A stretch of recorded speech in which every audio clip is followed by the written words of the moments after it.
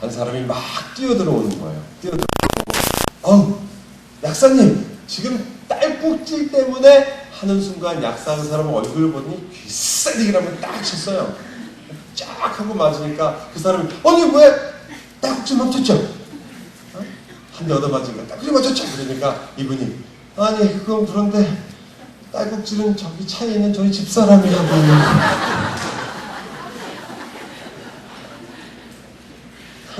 장례식장에서 가끔 그런 일이 있죠. 실컷 울고 나서 이게 누구 장례식이냐고 그러는 지금 이스라엘 백성들이 가지고 있는 문제는 이스라엘 백성들의 문제이기 동시에 우리의 문제이기도 합니다. 그런데 우리나 이스라엘 백성이나 쉽게 빠질 수 있는 함정 중에 하나가 내가 간지러운데 다른 사람 다리를 긁는 것처럼 어느 엉뚱한 해결 방법을 가지고 접근할 수가 있는 거죠.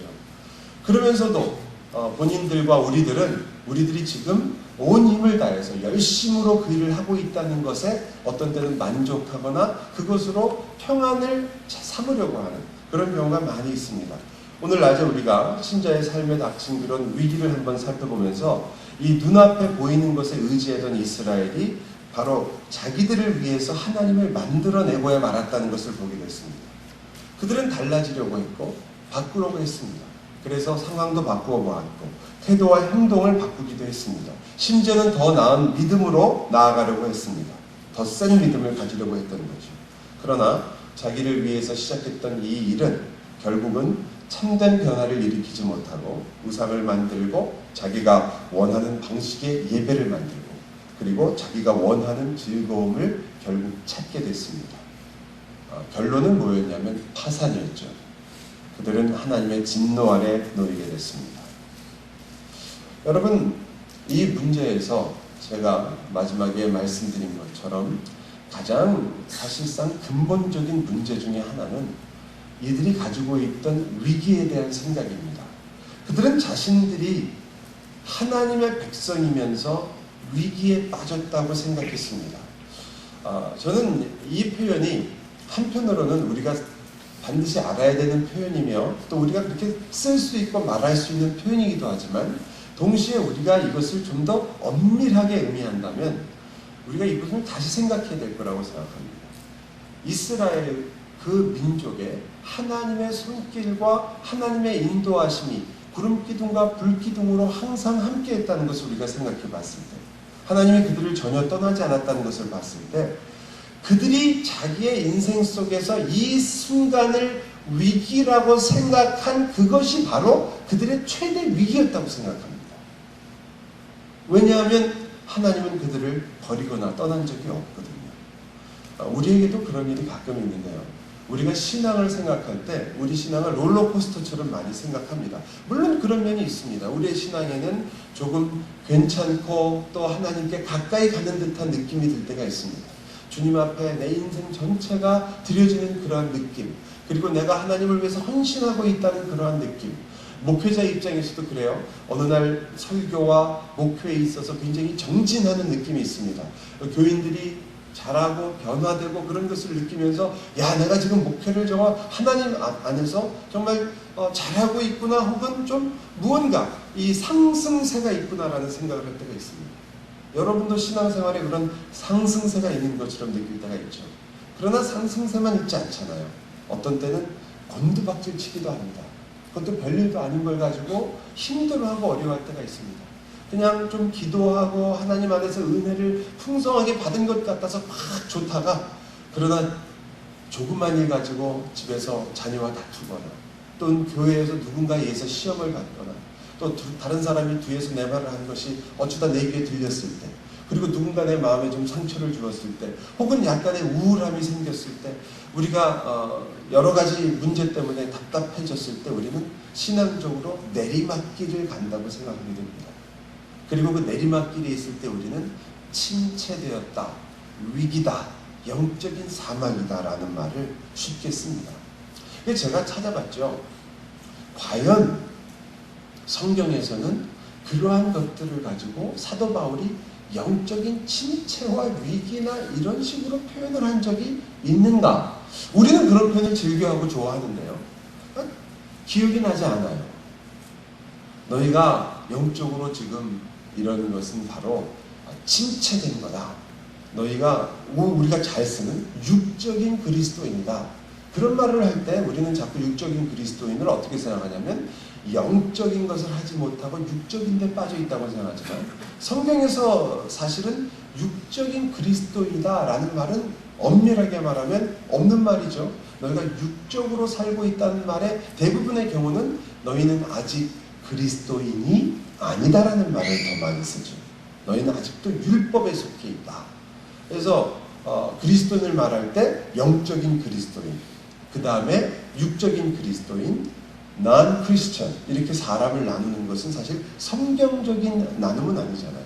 성경은 두 부류의 사람이 있습니다. 그리스도인과 그리스도인이 아닌 사람. 그래서 우리가 예수를 믿으면서도 세상에도 한 발, 하나님에게도 한 발 이렇게 하고 있는 사람을 되게 세상적인 그리스도인이라고 하는데 그런 그리스도인은 죄송스럽게도 없습니다. 성경에는 그런 그리스도인을 인정하지 않죠. 두 주인을 섬길 수 없다라고 얘기합니다. 저희가 문제가 이거예요. 그럼 목사님 정말로 세상에 이렇게 발을 디디고 있는 그 사람은 가짜란 말입니까? 아니면 그 사람이 무언가 지금 어떤 잘못을 하고 있어서 하나님의 백성으로서 무언가 시험에 빠진 것입니까? 이 부분이 상당히 어려운 부분인 거죠. 우리가 어떻게 그 부분을 이해하며 우리의 신앙생활에서 어떤 면에서 우리가 이 위기란 말을 쓸 때 어떤 면을 우리가 좀 실수할 수 있는가를 먼저 좀 살펴봄으로써 우리 신앙생활을 보려고 그래요. 자, 우리 신앙이 좀 위로 상승세를 탔을 때 우리는 참 좋다, 괜찮다, 은혜롭다, 혹은 저 사람이 참 신앙적으로 지금 성숙하고 있다라고 씁니다. 밑으로 내려가면요, 그 사람이 지금 시험을 받고 있다, 어렵다, 갈등이다, 침체다 이렇게 이야기를 합니다. 하지만 좀 전에 말씀드린 것처럼 성경은 사실은 그런 표현보다는 이런 표현이 훨씬 더 많죠. 여러분도 다 아시는 표현입니다. 기도응답 잘 되고 성경도 잘 읽어지고 너무나 항상 기쁘고 즐겁고 모든 일에 있어서 감사하고 이런 모습을 우리가 신앙에서는 괜찮고, 그리고 막 좀 찌푸리고 힘들어하고 갈등하고 이런 모습은 신앙적으로 볼 때 문제가 있다라는 그러한 관점은 어쩌면 우리가 로마서를 읽으면서 좀 교정해야 될 부분이 있는 거죠. 로마서 8장에 여러분이 잘 아시는 이 모든 것 속에서 하나님께서 사실은 심지어는 우리의 죄와 악에 대해서 말씀하시면서조차도 이렇게 말하죠. 모든 것이 합력하여 선을 이루느니라 이렇게 얘기하죠. 여러분 잘 아시는 구절이잖아요. 모든 것이 합력하여 선을 이룬다는 그 말을 좀 생각해 보시면 여러분의 삶에 있어서 소위 말하는 상승세의 순간과 혹은 우리가 생각하는 침체라고 말하는 갈등의 순간이 사실은 어떤 면에서는 그 두 가지가 다 무엇을 이룬다는 뜻입니까? 선을 이룬다는 뜻이잖아요. 자, 하나님의 뜻을 이루어낸다, 하나님의 선을 이루어낸다라는 뜻입니다. 제가 조금 더 쉬운 질문을 드릴게요. 여러분이 예수 그리스도를 믿고 하나님의 백성으로서 자녀로서 살아갈 때 여러분의 인생 속에서 하나님의 뜻은 반드시 이루어진다고 확신하십니까? 아멘. 정말이에요? 아멘. 그럼 여러분을 향한 하나님의 뜻이 뭡니까?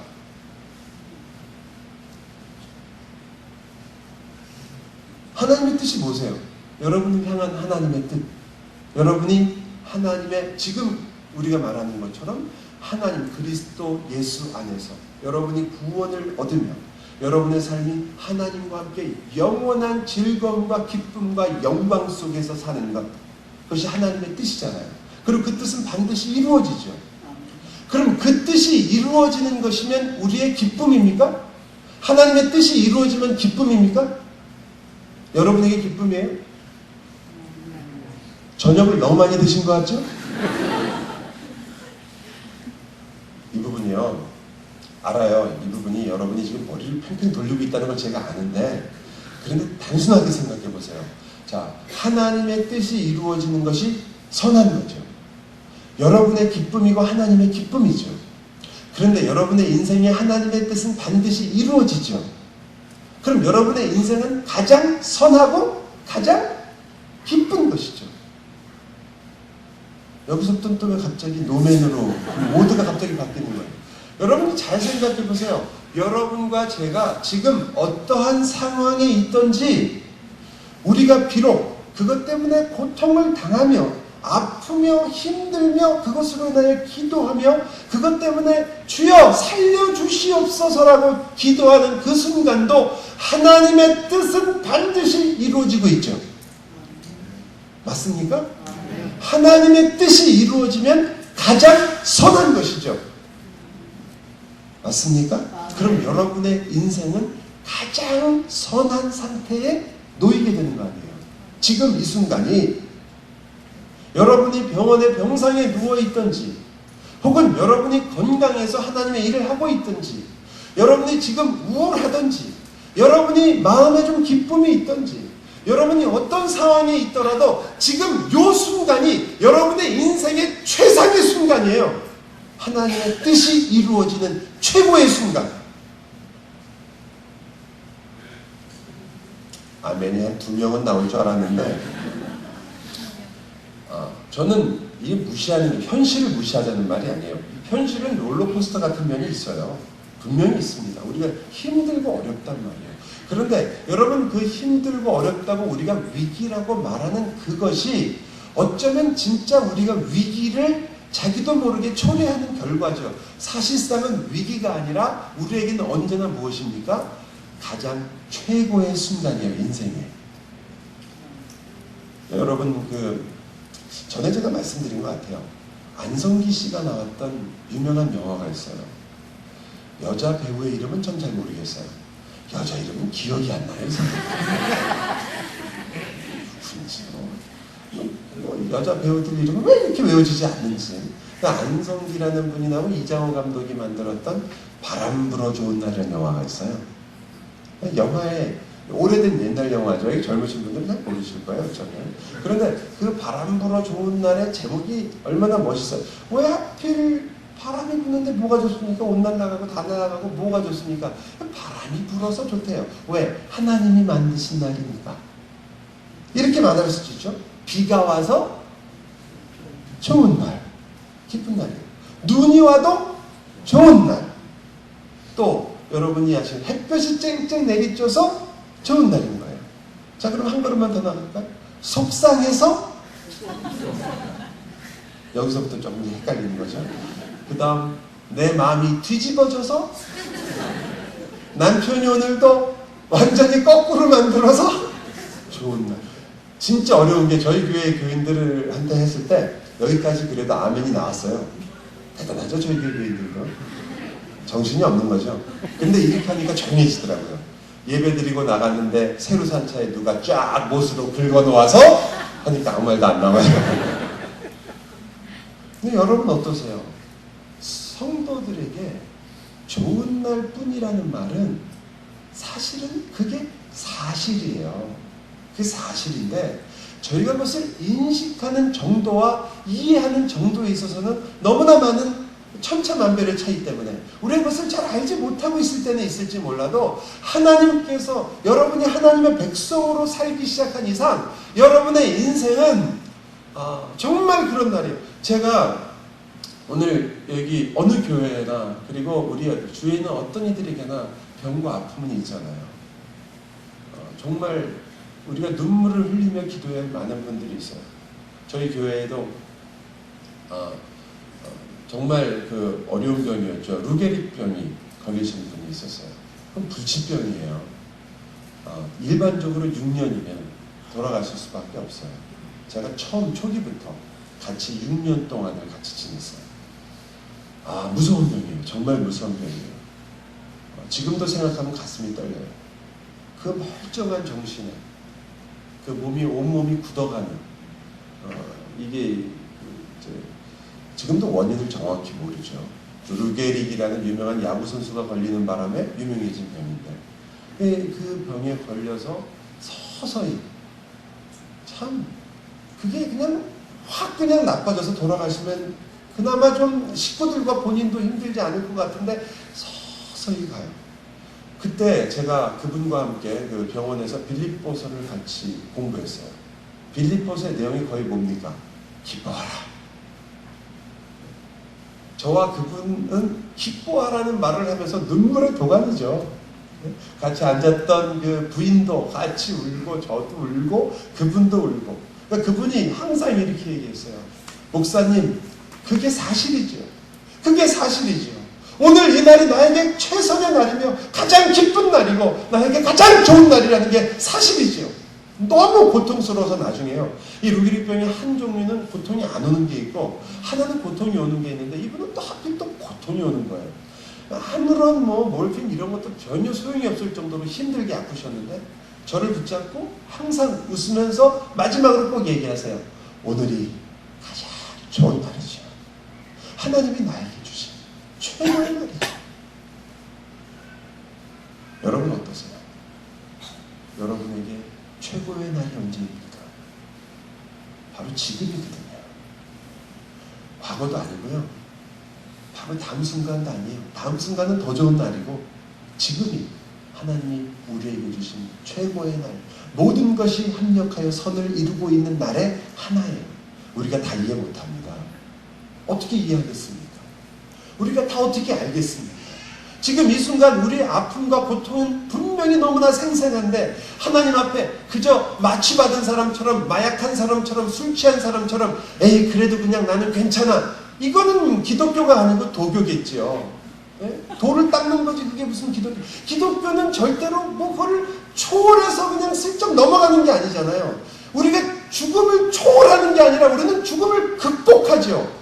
초월은 불교에서 나는 거죠. 도교에서 나는 초월하는 거죠. 죽음과 삶을 하나로 보는 것, 이런 거 아니에요. 그게 아니라 우리는 부활하신 빈 무덤의 예수 그리스도를 알고 있는 거 아니에요. 극복하는 거죠. 이겨내는 거죠. 어떻게 이겨내냔 말이에요. 우리 힘으로 우리가 가지고 있는 어떤 그 논리와 우리의 이해로 아니요. 오늘 저희가 바로 그 이야기를 하고 싶은 거죠. 우리가 가지고 있는 영적 위기가 없진 않습니다. 우리에게 위기가 분명히 있는데 그 위기는 언제냐면 이런 환경과 여러 문제들을 보면서 우리가 위기다라고 느끼는 게 위기가 아니고 하나님께서 나를 위해서 하신 일과 내가 하나님의 백성으로서 누구인지를 잊어버리는 게 위기예요. 그게 진짜 위기예요. 병상에 누워있는 게 불쌍한 게 아니고요. 저는 병상에 누워있는 분들한테 가끔 가셔서 끝나고 나서 이제 그 병원 위문이죠. 뭐 위문을 하고 와서 가끔 집사님들이 그런 얘기를 할 때 제가 큰 소리를 좀 해요. 이렇게 얘기하시는 거죠. 목사님 전 너무 감사합니다. 야 나도 저기 누워있을 사람인데 이렇게 참 건강한 몸을 주셔서 그래도 하나님께 감사하고 제가 무엇을 해야 될지 항상 하나님께 나아가고 있습니다. 그래서 제가 그러죠. 곧바로 큰 소리를 하면 이해를 못 하십니까? 많이 듣던 기도인데요. 어떤 분이 이렇게 기도했습니다. 주님 저는 저 사람과 같지 않음을 감사합니다. 저 사람처럼 살지 않고 저는 11조를 하게 돼서 감사합니다. 저는 금식을 할 수 있어서 감사합니다. 저는 이것도 할 수 있어서 감사합니다. 여러분 비교를 통해서 오는 게 무슨 감사예요. 저 사람보다 좀 나아서 내가 저 사람은 병상에 있지만 나는 건강해서 감사하는 거 그게 감사가 아닌 것은 아니지만 그게 무슨 진짜 감사예요. 그건 비교로부터 오는 것이기 때문에 여러분이 그보다 나아지거나 더 나빠진다면 여러분의 감사는 사라져버리겠죠. 여러분과 제가 아는 감사는 진정한 감사는 절대 감사죠. 모든 상황 속에서도 우리는 절대 물러설 수 없는 진정한 감사. 나의 인생과 삶이 누구로도 어떤 것으로도 흔들 수 없는 반석이 있다는 그 사실 때문에 내가 누구인지를 알기 때문에 내가 누구의 손에 있는지를 알기 때문에 이 위기와 같은 인생 속에서 이 혼란한 인생 속에서 이 죽음을 마주한 인생 속에서 그 죽음을 극복하고 이기신 그분이 나의 주님인 것을 알기 때문에 내가 흔들리지 않고 갖고 있으며 영원히 찬양할 수 있는 그 이름, 병상에서 눈조차 뜰 수 없으며 입조차 열 수 없으며 나의 손과 발이 다 굳어질 때도 눈 깜빡거리면서 할 수 있는 그 찬양, 주여 내가 주를 사랑하나이다. 바로 그 찬양을 할 수 있는 그 사람 예수쟁입니다. 그게 우리들입니다. 그것이 없다면 우리가 어찌 하나님의 백성으로서 살고 있는 이 기쁨과 그 즐거움을 노래할 수 있겠습니까? 우리가 이 위기에 대해서 너무 쉽게 생각해 버리기 때문에 내가 지금 성경을 잘 못 읽고 있는 것 위기다.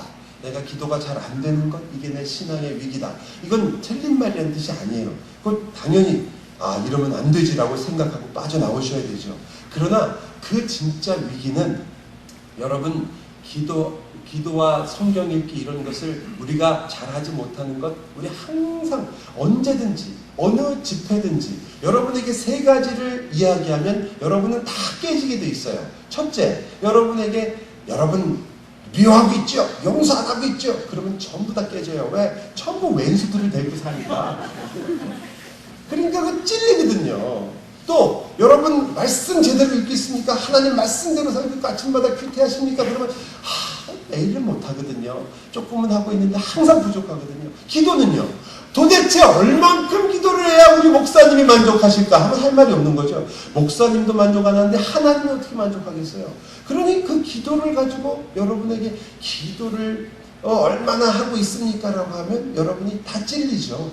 근데 그 찔리고 마시면 안 돼요. 오늘 지금 박 목사님께서 정말 중요한 것을 브링업하신 거 아니에요. 기도에 대한 강조. 그 기도에 대한 강조가 여러분 신앙의 위기를 지적하는 정도가 아니라 여러분 신앙의 근본을 건드려야 돼요. 뭐냐? 기도하지 않는다는 건 여러분의 믿음이 없다는 거거든요. 여러분 믿음이라는 것을 가장 잘 보여주는 유일한 신앙적 행동은 기도거든요. 내가 하나님께 의지하지 않고는 살 수 없다. 그걸 뭘로 표현하는 겁니까? 기도잖아요. 내 힘으로 되지 않습니다. 하나님 도와주십시오. 그게 없다면 그건 거짓 아니에요. 사실은 내 힘으로 살고 있다는 거예요. 기도를 안 하고도 여러분의 신앙생활이 잘 굴러간다는 건 여러분이 지금 최악의 상태, 내가 누구인지 하나님이 나를 위해서 무엇을 하셨는지를 잊어버리고 있기 때문에 위기인 거예요. 기도를 안 한다는 건 현상이에요. 그러나 기도를 안 한다는 근본적인 내용은 여러분이 바로 이게 없다는 거죠. 내가 하나님으로부터 받은 은혜와 하나님이 나를 위해서 하신 일이 무엇인지를 잊어버리고 있는 거죠. 그게 기억하지 못하고 잃어버릴 때 우리의 신앙은 진정한 위기에 빠지게 되는 거예요. 그게 진짜 위기예요. 여러분과 제가 거기서 항상 우리가 생각하는 위기로부터 벗어나기, 예를 들어서 기도 자체 안 하는 것만을 위기로 생각하시면 기도 열심히 할 때는 좀 괜찮아졌다가 또 시간 좀 지나면 또 잊어버려서 기도 안 하시거든요. 그러다가 또 혼나면 또 기도 조금 했다가, 그렇잖아요. 제자훈련할 때 바짝 또 기도하고 성경 암송하고 막 그러다가 또 좀 끝나고 지나가면 그리고 꼭 다음에 훈련하자 그러면 나도 다 해봤는데 그게 다 그때 한 때뿐이야. 신앙이라는 건 그땐 또 더 어려워요. 왜? 그거 제대로 하지도 않았으면서도 또 해봤다고. 차라리 그냥 처음 교회 와서 처음 예수를 믿으신 분들이 복음을 전해서 복음대로 살게 하는 게 사실 편하지. 좀 알고, 좋은 말은 아니지만 선무당이 사람 잡는다고. 어떤 분은 그러시더라고요. 이야, 하나님은 대단해. 귀신같이 알아맞혀. 누가 더 높은 거야 도대체? 좋은 말은 아닌데. 그런데 여러분, 이게 신앙생활에 있어서 여러분이 이러한 그런 것들을 좀 더 근본적으로 좀 생각해 보시란 말이에요. 왜 내가 기도를 하지 못하는구나. 기도 못하니까 열심히 기도하면 여러분 신앙이 좋아진다라고만 생각하지 마시고, 왜 내가 기도를 지금 안 하고 못하고 있느냐? 바빠서? 여러분, 우리 솔직해집시다. 여러분이 하고 싶은 일은 아무리 바빠도 하시지 않으시나이까? 보고 싶은 비디오 언제 밀어본 적이 있으시나이까? 네? 언제 밀어요 우리가? 골프 치러 나가기 위해서 새벽부터 이 라운딩을 하시는 분들께 제가 여쭤보는데 바빠서 못 치시죠? 그런 게 어딨어요. 정말 하고 싶은 것은 인간은 반드시 합니다. 여러분의 선택권이 얼마나 무서우냐면 뭐 이렇게 생각하죠. 아니요, 싫은 것도 하는데요. 알아요. 그런데 싫은 것도 그때 조건 속에서 여러분이 선택할 수만 있으면, 갑자기 자동차가 앞으로 부딪히는 걸 피할 수는 없습니다만은 내가 선택을 할 수 있는 상황은 언제나 있기 때문에, 예를 들어서 강도를 당했다. 강도를 당하면서 돈을 내놔라, 아니면 목숨을 달라. 그럴 때 돈을 더 사랑하면 어떻게 하는 거예요? 목숨을 가져가라. 선택할 수 있잖아요. 언제나 선택하는 거예요. 내 목숨이 더 귀하니까 돈을 주는 거 아니에요. 여러분 언제나 여러분이 소중하게 여기고 좋아하고 하고 싶은 걸 하게 돼 있어요. 그건 여러분이 잘못 아닙니다. 나는 하기 싫은 것도 합니다. 아니요, 하기 싫은 건 맞는데 그 상황에서 그게 여러분에게 최고의 이익이기 때문에 하는 거거든요. 안 그러면 안 하죠. 우리는 반드시 그렇게 한단 말이에요. 그래서 여러분이 바빠서 안 한다는 건 여러분이나 저나 잘 알 거예요. 그게 아니거든요. 그러니까 기도를 왜 안 하느냐고. 저는 그래서 여러분에게 말씀드리는 거예요. 여러분이 지금 하나님이 여러분을 위해서 하신 일이 무엇인가를 점점 희미해져가고, 그 하나님의 놀라운 사역 때문에 내가 누구가 되었다는 것에 대한 기억이 희미해져 갈수록 여러분의 기도는 힘을 잃고 말씀은 점점 달콤한 것이 아니라 점점 이렇게 까만 건 글자고 하얀 건 종이가 되어갑니다. 그리고 말씀이라는 것이 역사이래로 가장 하나님의 말씀이 위력을 발휘했던 것은 절대로 여러분의 서재가 아니라 침대죠. 왜냐하면 배고 자니까, 읽으면 주무시니까. 네? 어떤 분은 그러시더라고요. 잠이 너무 안 오고 불면증에 시달린다니까. 에이, 레위기 이거 봐, 레위기. 5장을 못 넘겨, 5장. 우리가 신앙생활에서 우리가 되게 말하는, 우리 신앙이 약해졌다 혹은 이러다고 말하는 그것들은요, 그것 자체를 여러분이 목적으로 해서 그걸 해결하려고 해서 해결되는 것이 우선 중요한 게 아니고, 그것이 없어서 된다는 거 아니에요. 오해하지 마세요. 또 듣고 나서 그러면 뭐 성경 읽기, 기도 이런 건 사실 중요한 게 아니고, 그럼 내가 뭐 예수 그리스도의 십자가만 알면 된단 말인가? 이렇게 생각하실까 말씀드리는데 절대 아닙니다. 곧 이야기를 해드리겠지만 절대 여러분 생각처럼 그럼 뭐 나는 십자가만 바라보고 살겠다. 굶어 죽습니다. 십자가만 바라보고 사시다가는 큰일 납니다. 직장 안 나가고 맨날 십자가 앞에 놓고 있다고 해서 밥 먹지 않습니다. 그러나 여러분이 먼저 그 근본적인 이 이야기를 아셔야지, 그래야 그래서 기도라는 것, 그래서 말씀이라는 것, 그래서 내 신앙의 변화와 성숙이라는 것이 어디서부터 막혀 있는가를 알지 않으면 계속 같은 자리를 뱅뱅 돈단 말이에요. 지겹지도 않으세요? 매일 한 번 훈련해서 한 번, 이번에 성경 한번 일독하자, 한번 일독하고, 이번엔 써도 보자, 한번 써도 보고, 그리고 또 그 다음엔 잘 안 되고 또 지나쳐갖고 매년마다 성경 읽기를 해보고, 그때 또 잊어버렸다가 한동안 떠났다가 또 다시 돌아오면 또 성경 읽고, 이걸 쳇바퀴처럼 하시면서 이건 뭔가 아니지 않는가라는 생각이 안 드세요? 여러분이 정말 이 신앙에 있어서 가장 근본적인 것에 그 문제를 같이 갖고 들어오지 않으면, 내가 성경 읽기, 기도하기, 남을 섬기는 모든 일조차도 같이 갖고 들어오지 않으면, 여기서 시작되지 않으면 안 된단 말이에요. 그게 잘 안 되니까 자꾸 우리가 한탕주의로 가는 거예요. 한 방에 끝내버리기, 기도원 가기, 아니면 수련회 가기, 뭐 이런 걸 해서 한 방에. 이스라엘이 그렇게 끝냈거든요. 어떻게 해요? 자, 너희들 귀걸이 금속 다 가져와라. 하루 만에 금송아지 만들어서 그걸로 즐겁고 기쁘고 뛰놀고 끝냈어요. 자, 우리는 해결하는 거죠. 우리 해결했다. 우리에게 신이 있으며 이 신이 우리에게 기쁨을 줄 것이고 우리를 인도할 것이다. 그렇게 해결해버린 거예요. 우리도 그런 마음이 항상 있습니다. 그래서 뭐든지 자꾸 한 방에 끝내려고 하는데, 한 방이 나쁜 건 아니죠, 사실. 여러분 수련회에서 와서 이제까지 깨닫지 못했던 것이나 혹은 기도하면서 교제하면서 여러분의 신앙생활을 다시 돌아보는 건 얼마나 좋은 일이에요. 그죠?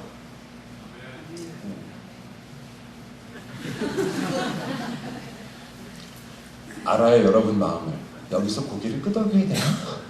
괜히 잘못 끄덕였다가 또 이상한 얘기 듣는 거 아니야? 저희 교회 교인들도 설교를 할 때 어디서 아멘을 해야 될지 몰라서 놓쳐요. 항상. 괜히 아멘했다고 혼날까봐. 그런데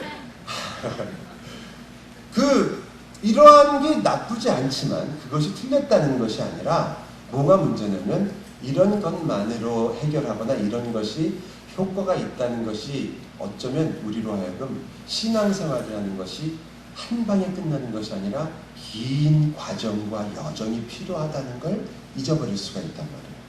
여러분 무조건 시간이 길다는 뜻이 아니에요. 제가 말씀드리는 건 신앙이라는 건요 굉장히 인격적인 하나님과 인격적인 우리가 그 안에서 수많은 줄다리기와 그 가운데 하나님께서 여러분의 인생 속에서 하나하나 주시는 문제들과 그 문제를 풀어가는 동안에 여러분이 겪는 수많은 일들과 시행착오들과 하나님이 거기서 보여주시는 사랑과 용서와 은혜 속에서 다시 일으킴을 받는 그 인격적인 관계 속에서 이루어지는 게 신앙이지 그냥 한 방에 끝나버리지 않거든요. 여러분도 여기까지 오시는 동안 하나님께서 얼마나 애를 쓰셨어요. 한 방으로 여러분이 은혜를 받아서 문제를 해결했다면 그것도 사실은 여러분이 모르는 중에 하나님께서 이 수련에 올라오기 전 적어도 몇 년 전부터 열심히 여러분을 위해서 일하신 결과지. 수련회 때 뭐 괜찮은 강사가 한 명 와서 그래서 한성민 목사가 와서 이번에 참 좋은 메시지를 전해서 이번에 은혜 받고 내가 새 사람이 되었다. 그거 다 여러분 다시 생각해 보셔야 돼요. 그거 거의 구라예요.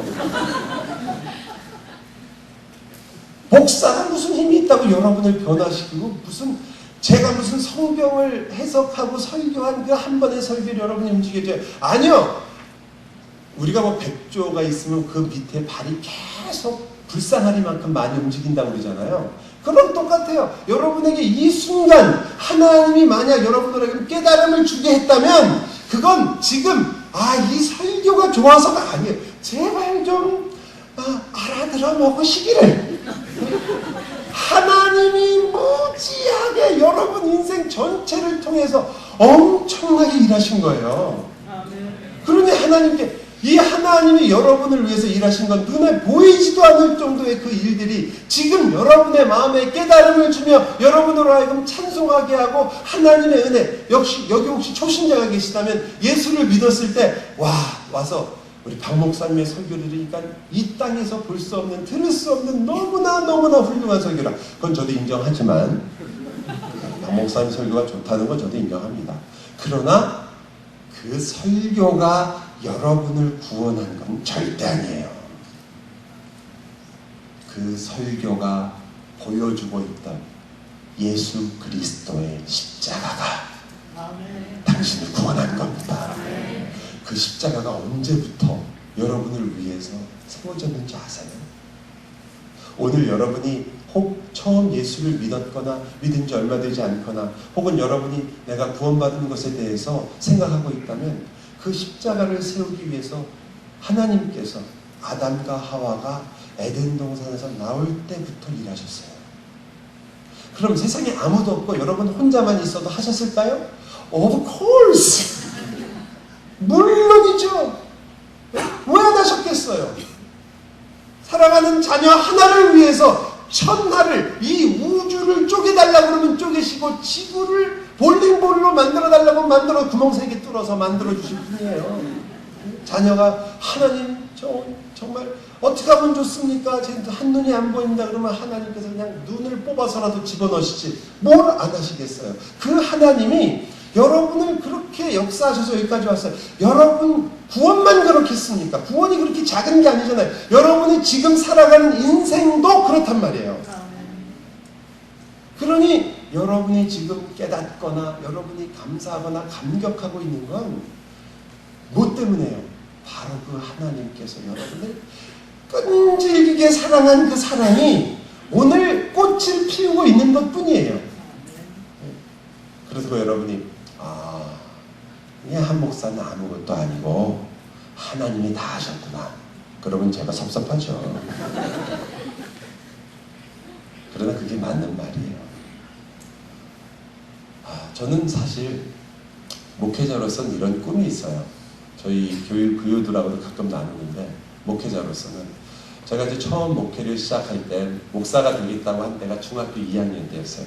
중학교 2학년 때 와서 부흥강사 목사님이 얼마나 설교를 멋있게 하는지 나도 저렇게 해봤으면 좋겠다. 그래갖고 주여 제가 목회자가 되겠습니다. 그래서 목회자가 되기라고 친구들도 옆에 있던 친구들이 너 목사가 되면 내가 장로 돼서 교회 하나 세우자 뭐 이런 얘기를 하면서 이제 친구들끼리 막 기도 모임을 갖고 그랬는데 그때 저희 어머니께 말씀을 드렸더니 저희 어머님이 콧방귀도 아끼시는 거예요. 저희 어머님 신앙 굉장히 좋으신 분이거든요. 근데 제가 너 목사 되겠습니다 그랬더니 아이고 네가 아직 몰라서. 근데 고등학교 2학년 때 대학을 앞에 두고 제가 신학을 해서 목회를 하겠습니다 그랬더니 어머님이 심각하게 받아들이시고 박달나무를 가져오셔서 이따만한 나무대기를 보더니 갑자기 다짜고짜 패시는 거예요. 너 그 말을 도로 포기할 때까지는 맞는 거다. 이런 법이 어디 있어요. 그래서 도망갔죠. 기도원으로 도망가 버렸어요. 제가. 그리고서는 며칠 후에 다시 나타났더니 저희 어머님 말씀이 참 저희 어머님도 참 걸작이시죠. 내가 네 결심이 얼마나 강한지 보려고 팼다. 거짓말이에요, 거짓말. 안 하게 하려고 팬 거예요. 근데 하도 그렇게 하니까 저희 어머님이 그러니까 가라. 그래서 제가 이 신학을 하고 그리고 목회자의 길을 걷는 그 길을 지금 가려고 하는 거예요. 가려고 그때 시작을 했던 거예요. 그러니 제가 근데 무슨 얘기 하다가 여기까지 왔죠? 요사이는 나갔다가 돌아오질 못해요, 점점. 무슨 얘기하다 이 얘기 나왔어요? 그 전에 쌤이군요 우리가. 돌아올 거예요. 곧 돌아올 거니까 너무 신경 쓰지 마. 참 이럴 때가 있군요. 이게 여러분은 웃고 끝나지만 저는 끝나고 나서 저희 집사람한테 거의 죽는 겁니다. 저희 집사람은 그럴 거예요. 거봐 내가 나가지 말랬지. 그리고 문은 열어놓고 나가야지 왜 문은 닫고 나갔냐. 그럴 거예요 아마. 목회자로서 꿈이 있었다. 네. 목회자로서의 꿈이 있었다. 맞아요. 이걸 교인들에게 예. 어떤 꿈이 있었냐면 제가 그 어릴 때 목회자가 되면서 제가 아까도 말씀드렸지만 순복음 교회에 있었거든요. 순복음 교회가 그때가 한 30만, 20만이 될 때였어요. 그래서 제가 조용기 목사님의 영감의 2배를 받아서 저는 한 50만에서 60만이 되는 그런 큰 교회를 해보는 게 꿈이었어요.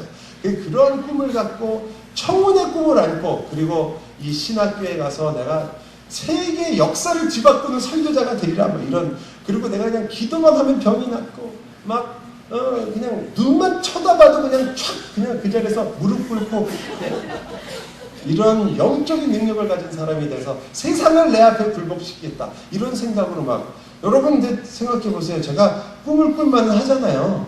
그죠? 왜 못하겠어요? 제가 뭐가 못났어요. 키도 큰데. 그래가지고 그때 뭐 세상에 뵈는 게 없었죠. 그런데 그때 복음을 너무 이해하지 못했던 거였어요. 제가 그 복음을 알게 되면서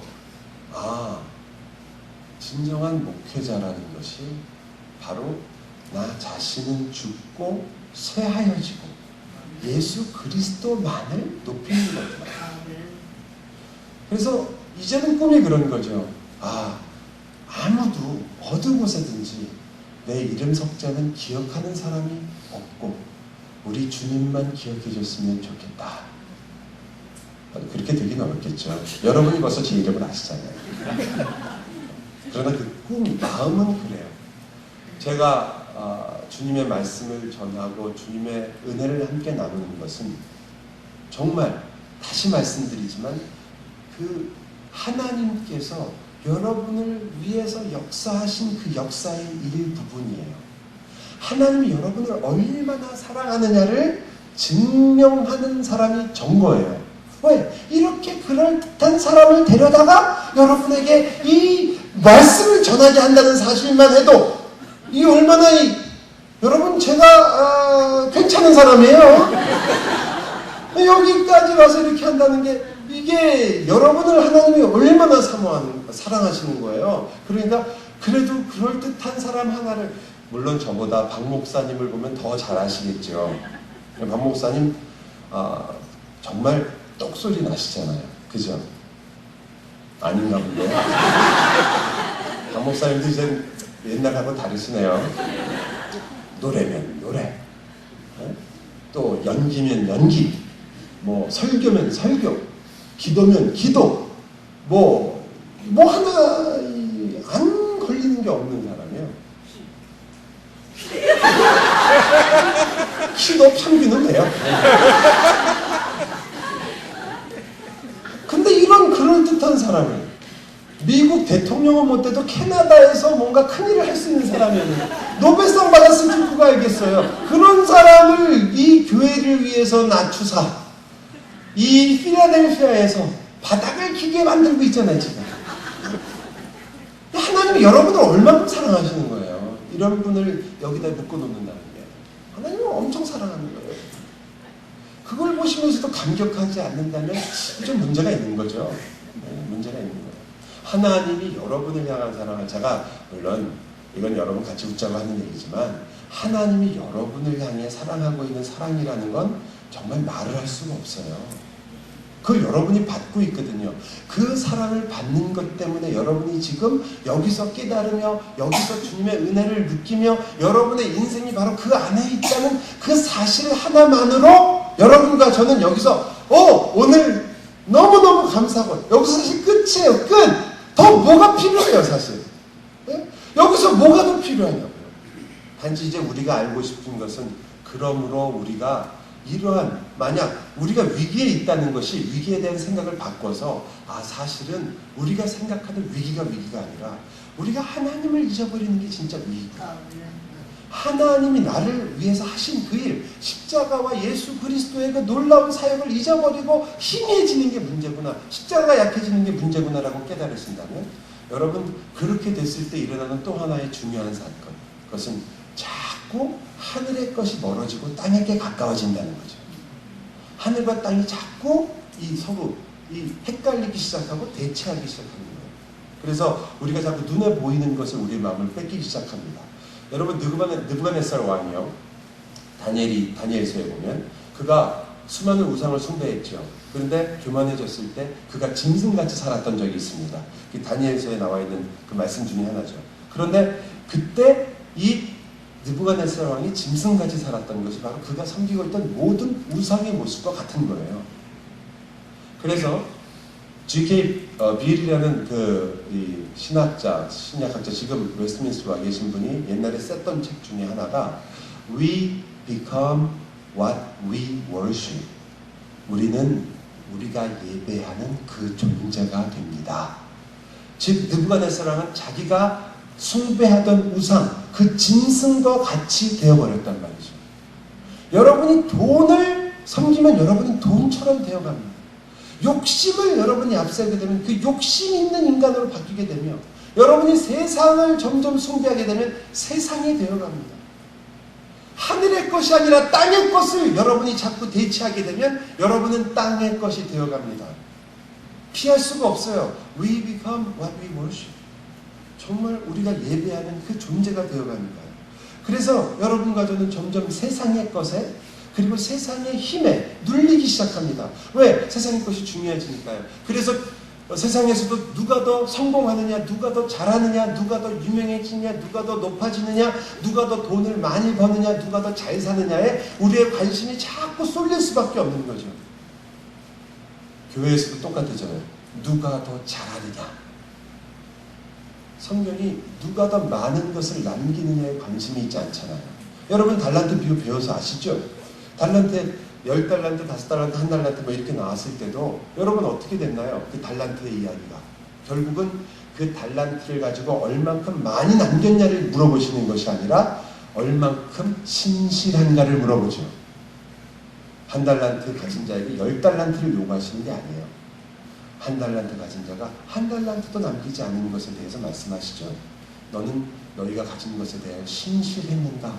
여러분 신앙은 절대로 여러분에게 하나님께서 폭발적인 일과 놀라운 세상이 감당하지 못할 정도로 어마어마하고 위대한 일을 하라고 여러분에게 말하는 게 아니라 하나님 앞에서 신실하라고 얘기하는 겁니다. 신실하라고. 성경은 충성되라고 말하지만 충성이라는 단어는 좀 오해가 있을 수 있는 단어거든요. 신실하다, 미쁘다라는 말이 더 정확합니다. 왜냐하면 충성은 마치 어떤 종이 주인에게 무조건 가서 해야 되는 그런 식의 그 어감이 좀 있는데, 그래서 막 무조건 그 충성이라는 것은 그런 게 있는데, 신실하다는 것은 인격적인 좀 단어잖아요. 신실하다. 그러므로 여러분 이 신실함 때문에 여러분과 저는 결국 싸움이 어떻게 되냐면 이 믿음이 더 세다라는 싸움은 사실은 누가 더 하나님 앞에 신실하게 사느냐. 그러면 신실하게 살기 위해서는 누가 더 하나님께 더욱더 의지하느냐. 이게 믿음의 본질이 되는 거죠. 믿음의 본질은 여러분이 믿습니다라고 하는 것도 아니고 내가 얼만큼 신념을 가졌느냐. 나는 확신을 가지고 있다라는 게 아니에요. 여러분이 얼만큼 나 자신에 대해서 세상에 대해서 모든 일에 대해서 확신을 가지고 있느냐가 아니라 내가 얼마나 하나님을 의지하느냐. 그게 믿음이거든요. 그러면 하나님을 의지하는 말은 사실은 여러분과 제가 약하다는 말이죠. 제가 7년 전에 이와 유사한 말을 여러분에게 드린 적이 있어요. 그때 제가 똑같은 질문을 드렸는데 여러분 중에 기억하시는 분이 있으실지 모르겠어요. 배너라는 영화 보셨죠? 배너의 이름이 뭔지 아세요? 벤허의 이름. 그렇죠. 주다 벤허. 그래서 제가 그랬죠 그때. 조다 벤허. 허씨 가문의 허씨의 아들. 그 맞아요. 허씨의 아들이에요. 그래서 허가 훌. 성경에 나오는 이 누구예요? 그 모세의 한 손을 잡았던 아론과 훌. 그 훌이 허예요. 허. 그러니까 벤훌. 우리가 정확하게 말하면 쪼다 벤훌. 이 조다. 이 믿음이 좋은 자의 이름은 다 쭈다예요. 왜? 가론유다란 말이 아니라 쪼다란 말이죠.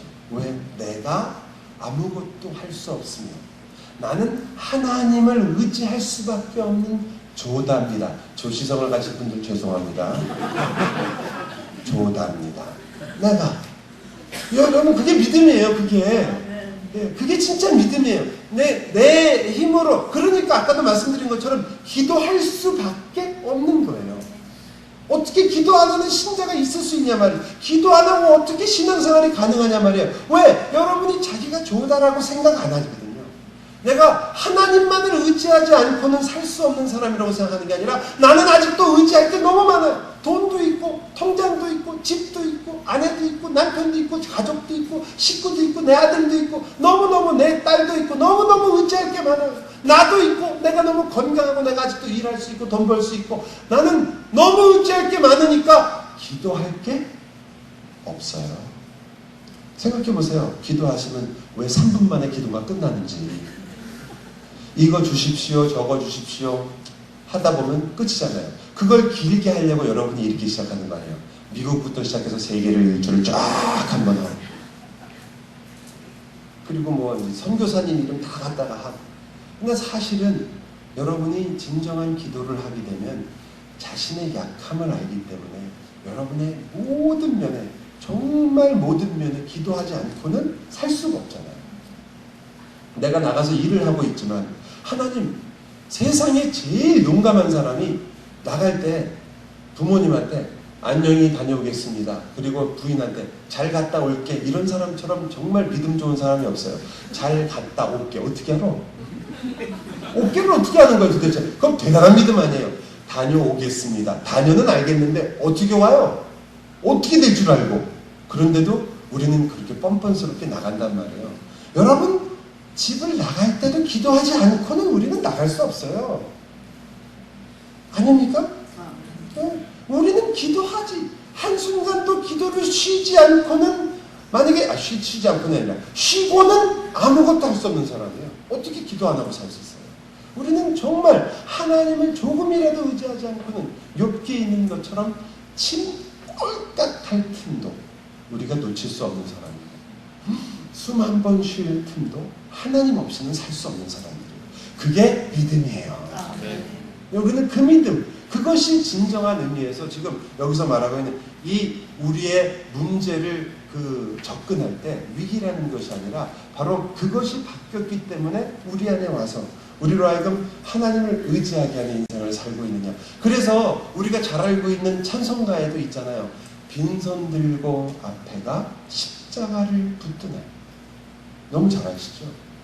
빈손 들고 앞에가 십자가를 붙드네. 이쯤 되면 하는데요, 같이. 여러분은 목사님 음악을 너무 잘하니까 제가 독창하는 줄 아시는 모양인데 저는 아니에요. 저는 음정 박자 완전 무시. 그리고 앵콜이 없어도 또 다시 한다. 음치의 모든 조건을 갖고 있는. 음을 다스리잖아요, 제가. 음치. 네. 빈손 들고 앞에. 근데 왜 이렇게 손에 드신 게 많아요? 십자가 앞에 오시면서 너무 든 게 많아요, 여러분이. 가지고 오서 하나님께 이거 보여주려고 오시는 분도 있고, 어떤 분은 내가 이만큼 일주일 동안 살았다는 거 보여주려고 오시는 분도 있어요. 아니요, 십자가는 빈손이 아니고는 잡을 수 없습니다. 하나님, 내가 아버지 앞에는 무슨 자랑이 있겠습니까? 제가 이만큼 열심히 신앙생활 한 것조차도 자랑으로 할 수 없으며 이것이 하나님의 은혜일 뿐입니다. 빈손 들고 앞에가 십자가를 붙드네 의가 없는 자라도 도와주신 바라며 생명샘에 나가니 나를 씻겨 주소서. 그게 우리의 고백 아닙니다. 그렇기 때문에 그때 우리에게 죄송합니다. 시계 꺼내는 걸 잊어버렸어. 한없이 갈 수도 있게 됩니다. 제가 정말 저의 인생에 이런 일이 별로 없지만요, 저희 집사람이 오페라를 굉장히 좋아해요. 그래가지고 오페라를 데려가려고 하는데 너무 비싸요. 오페라 생각보다 어마어마하게 비싸더라고요. 뭐 저는 20-30% 하는 줄 알았더니 그런 좌석이 없어요. 여기 특히 여기 얼마나 좋으세요. 뉴욕에 있는 메트로가 있으니까 그 유명한 오페라 하우스가 있으니까. 하지만 LA는 좀 낙후되긴 했지만 거기도 오페라 하우스가 있는데 그 오페라 하우스를 가려고 하니까 너무 비싸서 제가 그렇게 듣고 싶다면 내가 불러주겠다. 그래가지고 여러분 잘 아시죠? 도니제트의 그 사랑의 묘약이라는 곡에 남몰래 흘리는 눈물이라는 노래가 있어요. 아시죠? 그 노래. 그래갖고 그걸 불렀었죠. Una furtiva lagrima nei occhi suoi stento. 그랬더니 저희 집사람이 반은 떨어졌어 여보. 제대로 부르면 안 돼. 제가 그 정도인데 무슨 노래를 부르겠어요. 그러나 제가 무슨 말씀을 드리려고 하냐면, 여러분이 사랑하는 사람이 있으면 뭐든지 해주고 싶은 마음이 있죠. 너무나 오래된 이야기. 내 머리는 너를 잊은 지 너무도 오래.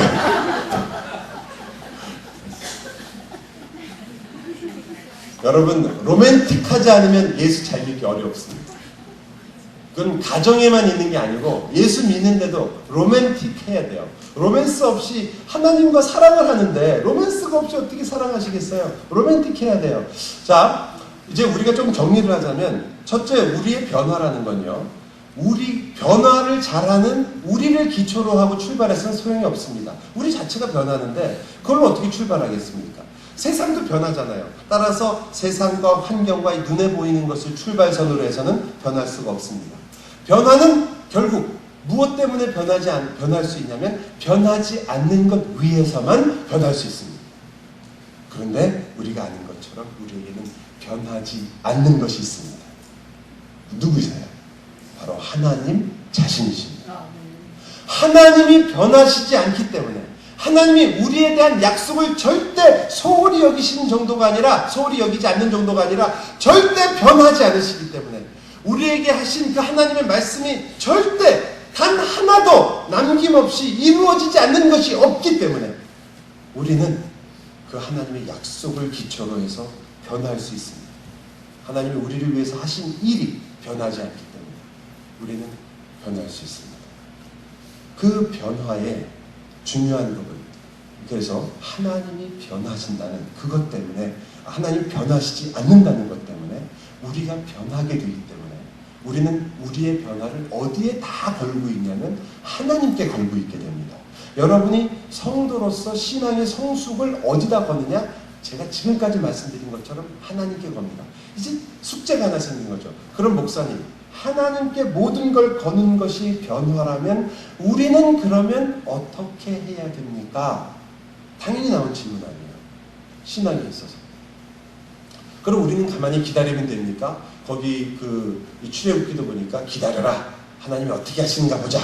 그래서 그냥 가만히 있으면 하나님이 쫙 갈라지고 다 해결하고 됩니까? 아니요. 거기서도 걸어 들어간 것도 있잖아요. 왜 아무것도 안 해요? 그렇진 않아요. 그렇다면 우리가 하나님이 하시는 일에 열심으로 같이 일하면 되는 것입니까? 그것도 조금 그 말투 자체가 좀 불안하죠. 왜?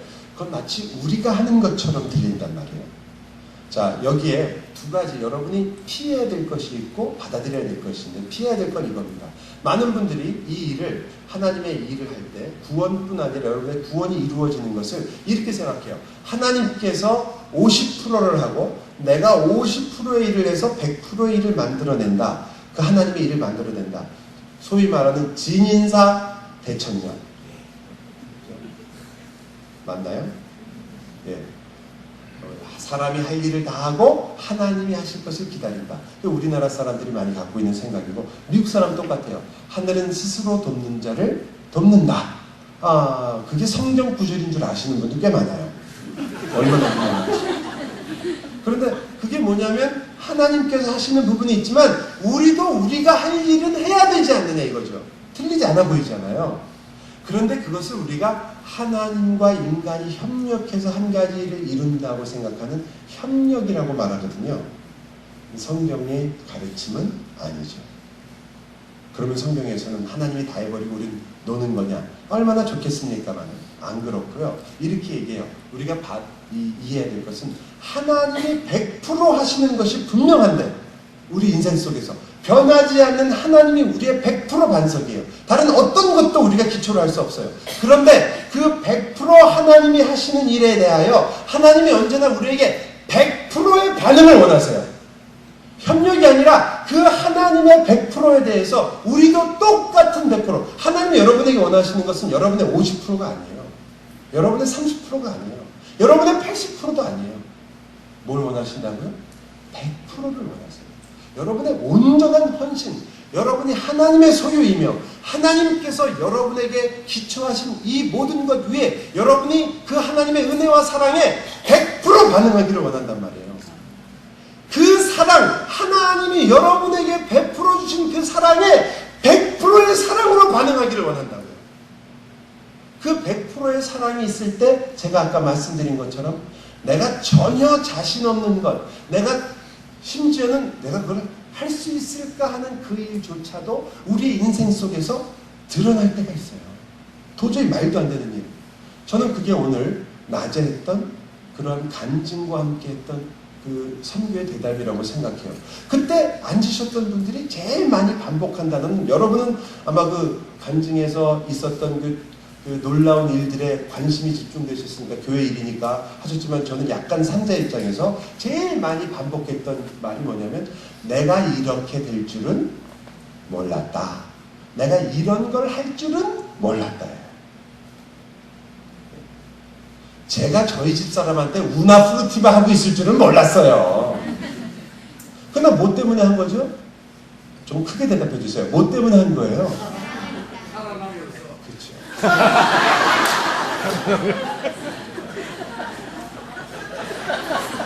저런 낙이 있어요. 이 교회도 제가 이제 드디어 조심하면서 와야 되는 교회가 되나요?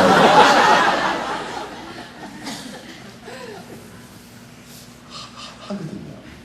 중국에 갈 생각을 언제 했겠어요? 멕시코에 가서 그런 이들과 일을 할 줄을 누가 알았겠어요? 그런데 얘기하실 때 보면 다 똑같은 얘기예요. 그리고 심지어는 내가 한 방에 셋이서 그런 일을 내가 겪을 줄이야. 전혀 예상하지 못했다. 내가 그걸 할 줄이야. 이 미국에서 이렇게 편하게 살았던 내가 그렇게 할 줄이야. 모든 그 선교사님들도 비슷한 말을 많이 하죠. 내가 그 일을 할 줄이야. 하나님의 은혜다 얘기하잖아요. 왜? 사랑하게 되니까, 하나님이 누구인지를 알게 되니까 그 일이 우리에게 닥치게 되면서 우리는 그 일 속에서 나를 사랑하는 하나님을 발견하게 되고 내가 그 사랑에 대하여 나의 100% 사랑으로 응답하게 된단 말이에요. 하나님의 100%는 너무나 완전한 100%고 우리의 100%는 언제나 모자르지만 그러나 우리의 100%는 언제나 요구되는 거예요. 그래서 우리가 온 나의 모든 것을 다 하나님께 드려도 모자르니까 항상 얘기하는 거예요. 이 은혜를 다 갚지 못하네. 그 우리가 은혜를 갚을 수 있는 존재가 아닌 거예요. 그런데도 우리는 계속해서 우리의 사랑으로 나갈 수밖에 없죠. 왜? 그것이 우리들이니까. 여러분, 이 변화에 있어서 가장 중요한 핵심은 제가 이미 말씀드렸어요. 그것은 바로 예수 그리스도입니다. 따로 제가 출애굽기의 내용을 다 설명 안 드려도 알아요. 오늘 읽은 본문 앞에 모세가 나오는데 모세가 중보자로 등장합니다. 지금 하나님과의 화해가 일어나고 하나님이 그들과 함께 가기 위해서 모세가 가운데 서가지고 저를 대신 죽여달라고 그래요. 나를 생명책에서 지우십시오. 그리고 저들을 살려주십시오 그러잖아요. 그 중보자로서의 모세가 등장합니다. 예수 그리스도와 그 십자가가 없으면 그리스도 안에 있지 않으면 이 일은 절대 일어날 수 있는 일이 아닙니다. 불가능한 일입니다. 그래서 그 일이 시작됐어요. 그 시작된 일이 이 변화의 핵심이 바로 거기 있다는 사실이 저와 여러분의 최고의 소망이에요. 변화가 우리 손에 조금이라도 있다면, 변화의 가능성이 우리에게 있다면 저와 여러분은 이 변화를 꿈꿀 수가 없습니다. 우리 말이 맞아요. 사람은 변하지 않는다. 아무리 해도 똑같다. 아유, 똑같아. 응? 어떻게 사람이 변하냐? 이 말이 맞아요. 왜? 우리로부터 출발해서 우리가 결단하고 결심하고 별 짓을 다 해도 그 자리로 돌아오는 우리 자신을 우리는 언제나 발견합니다. 그렇기 때문에 그것을 본다면 우리는 아무 소망이 없는데, 여기 보니까 우리 변화의 출발점, 핵심 어디 있어요? 그리스도의 십자가에 있다는 그것이 우리의 소망입니다. 그 십자가의 소망이 있기 때문에 그 십자가가 변화의 핵심일 때 변화의 과정이 바로 이 출애굽기, 이 모세의 이야기 다음에 나오는 이야기예요. 첫 번째가 뭐냐면 그 우리의 변화의 과정에서 여러분과 제가 이 십자가에 여러분의 모든 것을 걸고 빈손 들고 앞에가 십자가를 붙들었을 때, 그게 다는 아닙니다. 시작입니다. 우리의 변화의 시작이에요. 우리가 그것을 하기 시작했을 때 여러분, 변화의 제일 처음은 여러분의 성격이 변하거나 이제까지 내가 미워했던 사람을 갑자기 사랑하거나 교회 산에 올라가서 둘이 손 붙잡고 집사님, 제가 집사님 너무 미워했습니다. 함께 기도합시다 해서 해결되는 커플은 한 20%, 나머지 80%는 더 왼수가 돼서 내려오죠. 기도하다가 꼭 기도할 때 같이 기도하는 듣는 사람이 있잖아요. 제가 이 자매를 너무나 미워했습니다. 그렇구나. 너무나 미워했구나. 이 자매를 용서하게 해주시옵소서. 네가 잘못했지 내가 뭘 용서해. 그래서 한 80%는 더 싸우다 내려옵니다. 여러분,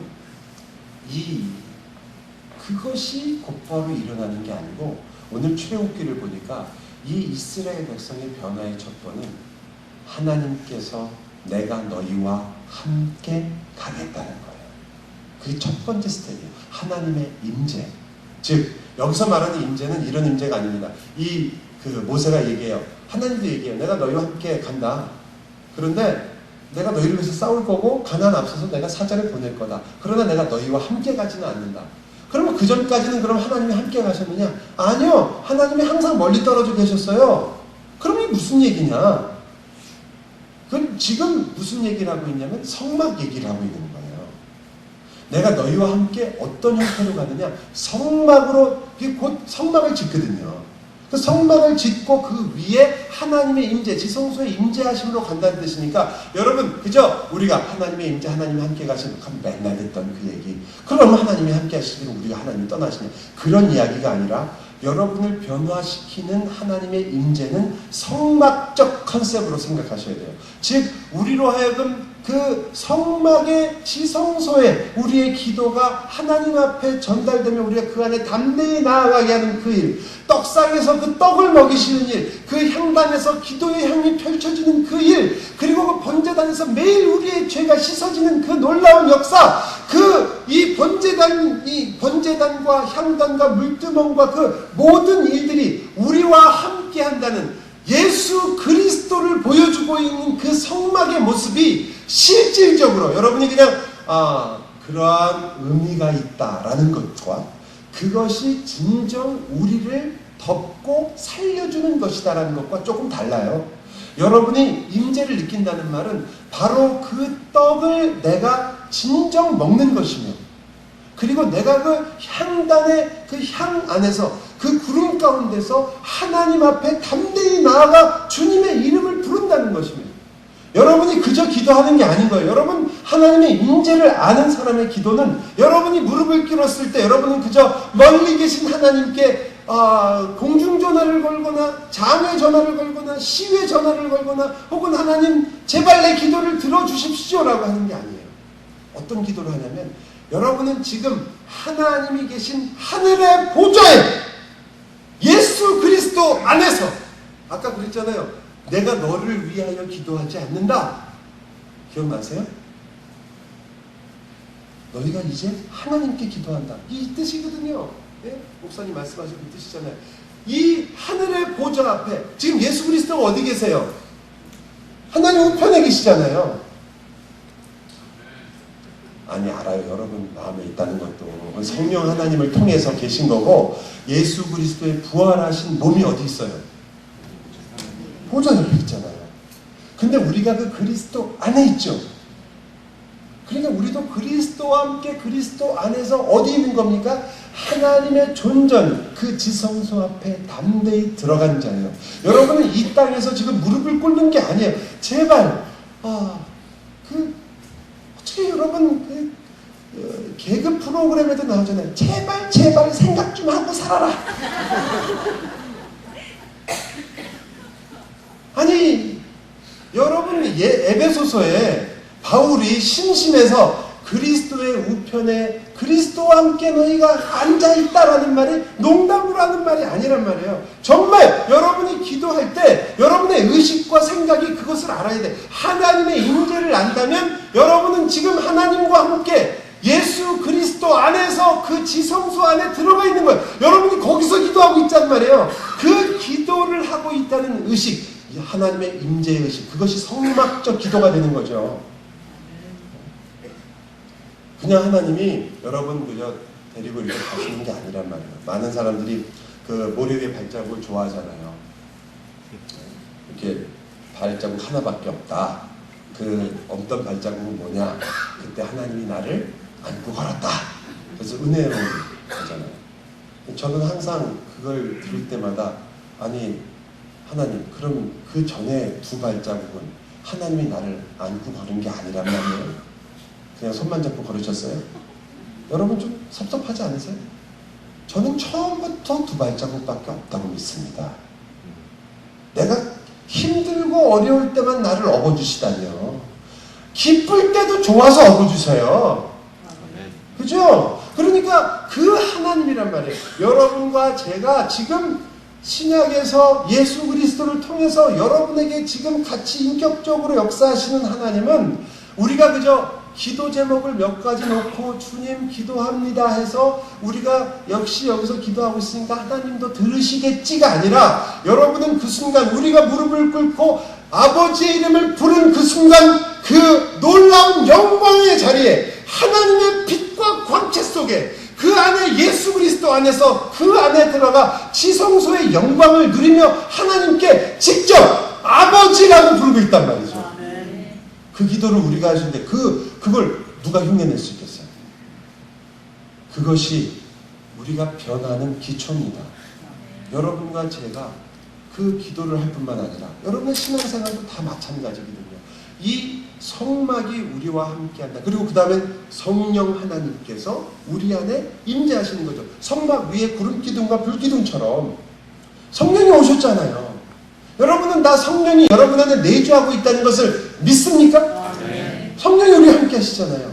여러분 우리가 좋아하는 그 복음 찬양 중에 시편 51편을 가지고 만들었던 그 다윗의 회개하는 기도를 갖고 만들었던 찬양이 있죠. 우리가 좋아하죠. 거기 보면 그 다윗이 기도할 때 뭐라고 기도하냐면 주여 그 성령을 내게서 떠나지 말게 하옵소서 그러잖아요.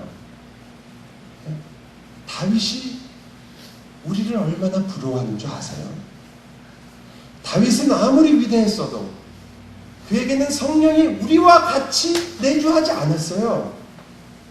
사울에게도 그랬지만 다윗에게도 그 성령이 오시기도 하고 목적에 따라서 일을 이루시고 떠나시기도 하셨어요. 다윗이 언제나 성령으로 충만한 사람이 아니었죠. 그러나 이제 여러분은 성령께서 오사 내가 너희를 떠나지 아니하며 그리고 예수 그리스도의 영으로서 여러분과 함께 영원히 함께하여 여러분의 인생과 삶 속에서 누구도 경험하지 못했던 그 인생을 살게 하는 거예요. 어떤 인생이냐? 예수님이 우리에게 보여주었던 그 인생. 여러분, 예수님이 우리의 몸을 입고 오셔서 하나님이시잖아요. 그러면 하나님이신데 하나님처럼 살면 무슨 문제가 있겠어요? 바다 위를 걸은 것도 아무 무슨 문제가 있으며 병을 고치는 게 무슨 문제가 있어요? 그러나 성경에 자주 이런 언어가 등장합니다. 성령을 의지하여, 성령이 감동되어, 성령이 충만하여 예수 그리스도께서 자기가 이 땅에서 하셨던 모든 일은 오로지 내 힘으로 하지 않고, 잘 들으세요. 내 힘으로 하지 않았어요. 그러나 어떻게 했어요? 예수 그리스도께서 하셨어요.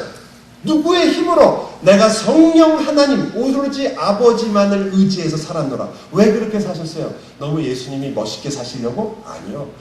내가 성령을 의지해서 이렇게 산 것처럼 내가 성령을 의지해 산 사람의 첫 열매니 너희도 성령 하나님이 너에게 임하시면 너희도 내가 성령을 의지해서 살았던 것 같이 너희도 그 성령을 의지해서 살게 될 것이다.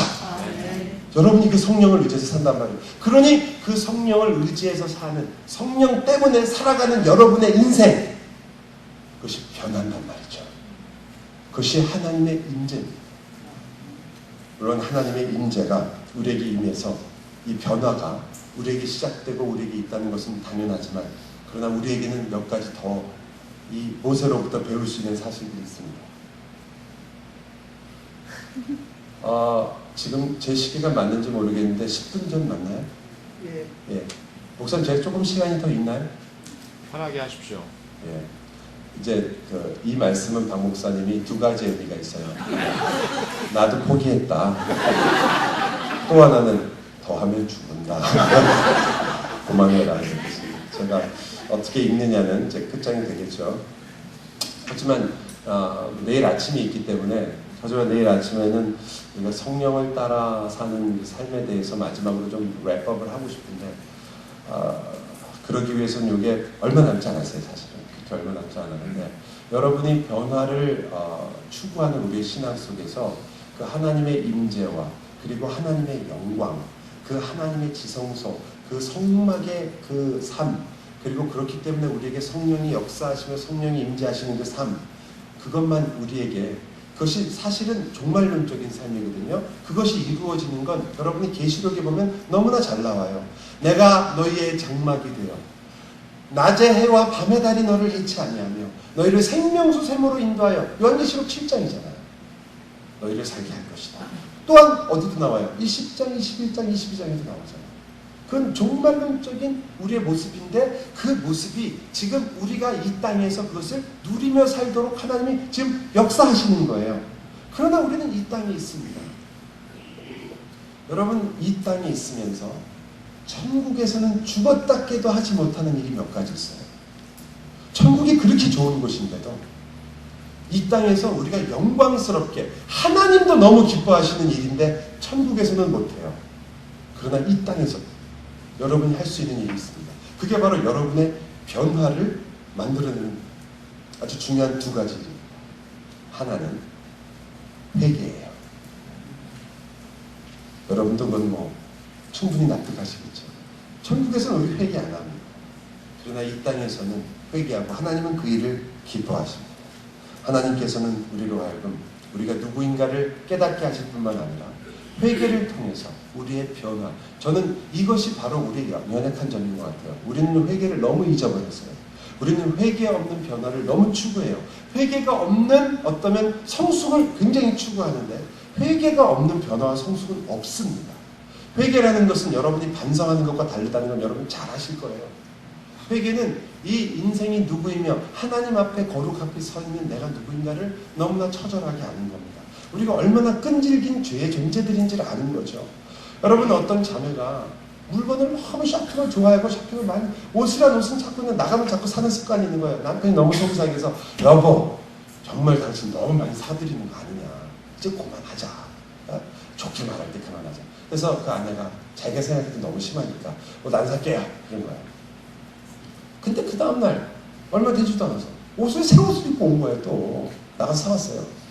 아내가 남편이 너무 답답해갖고 정말 화를 내기도 그냥 너무 그냥 힘이 빠지는 거예요. 그래서 내가 당신한테 가르쳐줬지, 뭐라고 그랬어? 자꾸 그런 유혹이 오면 뭐라고 그랬어? 사탄아, 내 뒤로 물러가라! 그리고 이기라고 했잖아. 그랬더니 그 아내가 했지. 사탄아, 내 뒤로 물러가라! 그랬더니 사탄이 귀에다 속삭이는 거야. 야, 너 뒤에서 봐도 그 옷 입으니까 예쁜데?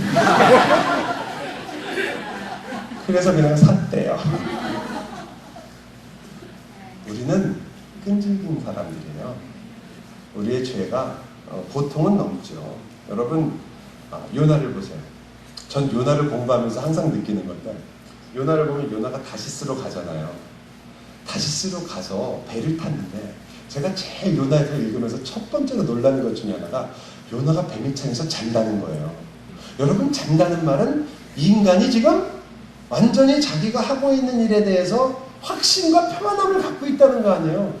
얼마나 자기가 생각하기에 자기가 거의 옳은 일을 했다고 믿고 있는 것 같아요. 그러니까 거기서 편하게 자고 있죠. 네? 그러니까 이 풍랑이 일고 있는 가운데 혼자 자고 있는 거예요. 참 두꺼운 인간인데, 그러고서는 깨워가지고 올라서 제비 뽑아서 걸렸거든요. 그 사람들이 물어봐요. 너 누구냐? 그러니까 요나가 뭐라고 하는지 아세요? 나는 여호와를 섬기는 거예요. 이야, 저는 그런 사람을 수염인간이라고 부릅니다. 왜 수염인간이냐? 인간의 몸 중에 가장 무섭고 강한 것이 뭐냐면 수염입니다. 철판을 뚫고 나오니까. 철면피라고 그러는데 그 철면피를 뚫고 나오는 게 수염 아니에요. 아니, 어떻게 그럴 수 있겠어요? 다시스로 가라고 명령했는데 그거 어기고, 그냥 그거는 너무 정면으로 어기고 자기 마음대로 가가지고 자기 마음대로 자고 있다가 깨워서 걸렸는데, 너 누구냐? 그랬더니 난 유대인이다. 그리고 나는 여호와를 섬. 얼굴이 화끈거려서 어떻게 그 말을 하겠어요. 제가 보지만 요나가 진짜로 무서운 점은 거기서 걸려가지고, 여러분 혹시 요나 얘기를 들으면서 요나가 이제 거기서 나를 바다에 던져라, 그러면 너희는 살 것이다, 그걸 들으면서 야, 요나가 그래도 마지막에는 다른 사람을 위해서 자기가 죽겠다고 하는구나, 이렇게 성경을 읽으신 분도 있을지 모르겠어요. 그러나 한 번만 더 생각해 보세요. 요나가 거기서 풍랑이 일고 자기가 뭘 잘못했는지 알잖아요. 그럼 뭐라고 그래야 돼요? 배를 돌려 다시 쓰러 갑시다. 그러면 모든 것이 다 해결될 거예요. 그런데 다시 쓰러 가자고 안 그러고 날 차라리 집어 던져라 그러는 거 아니에요. 그렇게 듣고 보니까 그럴듯하죠? 근데 그게 사실이 훨씬 가까운 이야기예요. 지금 요나가 회개한 곳은 고기 뱃속이지 그 전에 회개 안 했어요. 요나가 회개해갖고 야, 내가 너희를 위해 죽겠다 그런 게 아니라, 지금 요나는 죽더라도 안 가겠다는 거예요. 나쁘게 말하면 완전 오기예요, 오기. 그런데 그걸 읽으면서 제가 야, 요나 이 인간 정말. 근데 바로 제 모습을 보는 거죠. 하나님 앞에서 그 오기를 부리는, 내가 고집하고 내가 하고 있는 일을 끝까지 하고야 말겠다는 그 모습을 그렇게 포기하지 못하는, 어떤 때는 틀렸다는 걸 알면서도 그 길을 가고자 하는, 어떤 때는 모르면서 갈 때는 더 많지만, 그 요나를 보면서 알아요. 죄라는 게 얼마나 무서운가. 여기 회개라는 것은, 따라서 여러분과 제가 정말 이 변화와 그것을 원하신다면 이 회개가 없이는 불가능한 일이에요. 변화라는 건 일어나지 않습니다. 여러분, 철저하게 회개라는 건 이렇게 그냥 내가 잘못했구나 다음부터 잘해야지 아니고요. 유턴이에요. 유턴. 완전히 돌아서시는 거예요. 이제까지는 서울에서 부산, 필라델피아에서 LA로 가는 비행기가 아니라 반대 비행기를 타시는 거예요. 기차를 바꿔 타는 거예요. 그게 회개입니다. 울고 끝내시는 거 아니에요. 그냥 쭉 그 울면서 그냥 그 마음에 또 그 여러 가지 생각을 하면서 그래 내가 잘못했지. 그리고 자기 연민이 거의 한 90% 하나님한테 미안한 마음 10% 그래갖고 막 울고 그리고 또 은혜 받았다고 생각을 하시는 거예요 다. 하나님의 성령이 막 내가 눈물을 흘렸다고. 눈물이 나쁘다는 게 아니라 그게 아니고요. 여러분 눈물을 흘리시는 것도 좋고 안 흘릴 수도 있지만 진짜 중요한 건 돌이켜 고쳐낸단 말이에요. 그 일을 하시는 거예요. 그게 변화예요. 여러분이 그 회개 내가 이제까지 여러분 우리가 얼마나 하나님 말씀을 우습게 여기는지 아세요? 남편을 어떻게 하라고 그래 남편에게 순종하라. 주님처럼 여겨라. 이럴 때쯤이면 저희 교회 같으면 많은 부인들이 고개를 숙여요. 미안해서. 근데 이 교회는 전부 고개가 더 빡빡해지는 거예요. 그게 설마 뭐 잘하고 있다가 아니라 이런 뜻 같아요. 하려면 해봐라. 여러분 하나님 말씀을 우리가 정면으로 거역하고 있어요. 정말로 요나가 그런 게 아니고 우리가 그렇다니까요. 그러면 돌이키셔야 될 거 아니에요. 돌이켜야죠. 돌이켜 남편을 존중하며 순종하며 사랑해야죠. 그죠? 아멘 한 명도 안 해요. 남자들만 아멘 하죠. 그러나 남자들도 마찬가지예요. 아내를 사랑하라. 목숨을 내어줄 정도로 사랑하라. 근데 그 말씀을 안 지키는 거예요. 우리가요. 정말로 순종 안 해요. 딴 길로 가죠. 전부. 그리고 전부 말하는 건 아유 목사님 하는 짓을 몰라서 그래요.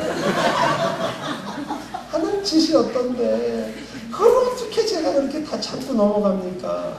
어떤 분이 옆에 있다. 아유 집사님 얼마나 좋으세요. 사모님이 저렇게 지성과 미모를 다 갖추시고 이렇게 좋고 여 집사님 저렇게 좋으신다.